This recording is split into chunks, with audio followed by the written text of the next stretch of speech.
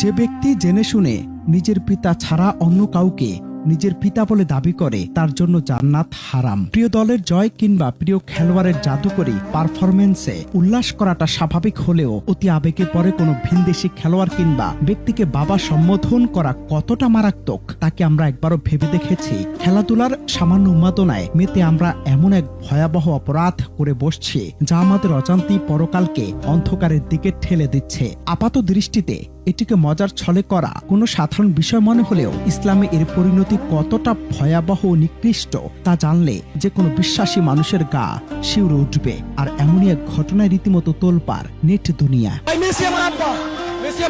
আপনার আসল আব্বাকে বেশি ভালোবাসেন নাকি মেসিকে ভালোবাসেন? আমাদের প্রিয় নবী হযরত মুহাম্মদ সাল্লাল্লাহু আলাইহি ওয়াসাল্লাম আজ থেকে 1400 বছর আগেই এ বিষয়ে কঠোর হুঁশিয়ারি দিয়ে গেছেন। আল্লাহর রাসূল সাল্লাল্লাহু আলাইহি ওয়াসাল্লাম স্পষ্ট ভাষায় বলেছেন, যে ব্যক্তি জেনে শুনে নিজের পিতা ছাড়া অন্য কাউকে নিজের পিতা বলে দাবি করে তার জন্য জান্নাত হারাম। এটি কোনো সাধারণ নিষেধাজ্ঞা নয়, বরং সরাসরি জান্নাত থেকে বঞ্চিত হওয়ার এক চরম ঘোষণা। এছাড়াও হযরত আলী রাদিয়াল্লাহু তাআলা আনহু থেকে বর্ণিত অপর একটি হাদিসে রাসূলুল্লাহ সাল্লাল্লাহু আলাইহি ওয়াসাল্লাম ইরশাদ করেছেন, যে ব্যক্তি নিজের জন্মদাতা পিতা ছাড়া অন্য কাউকে পিতা বলে দাবি করে তার উপর আল্লাহ, ফেরেশতাকুল এবং মানব জাতির অভিশাপ। একজন মুমিন হিসেবে যেখানে আমাদের প্রতিটি পদক্ষেপ হওয়া উচিত ইসলামের আলোয় আলোকিত, সেখানে সামান্য বিনোদনের জন্য আমরা কিভাবে নিজেদের উপর এই অভিশাপ টেনে নিচ্ছি।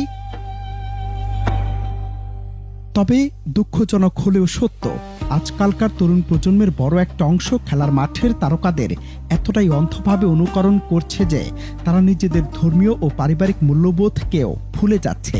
যে বাবা নিজের রক্ত পানি করে সন্তানকে তিল তিল করে বড় করে তুললেন, সমাজে মাথা উঁচু করে দাঁড়াতে শেখালেন, তাকে বাদ দিয়ে স্ক্রিনের ওপারে থাকা একজন অমুসলিম ফুটবলার বা সেলিব্রিটিকে নিজের বাবা বলা শুধু ধর্মীয় অপরাধই নয়, বরং পিতৃত্বের প্রতি এক চরম অবমাননা ও অকৃতজ্ঞতা। সামাজিক মাধ্যমে একটুখানি লাইক, শেয়ার কিংবা সস্তা পরিচিতির লোভে পড়ে নিজেদের ঈমান ও আমলকে এভাবে বিসর্জন দেয়া কোনো সুস্থ মস্তিষ্কের মানুষের কাজ হতে পারে না। বিশ্লেষকদের ভাষ্য, সময় এসেছে এই অন্ধমোহ কাটিয়ে জেগে ওঠার। সামান্য আবেগের বশে নিজের পরকালকে নরকে পরিণত করার এই আত্মঘাতী প্রবণতা থেকে আমাদের তরুণদের ফিরে আসতেই হবে।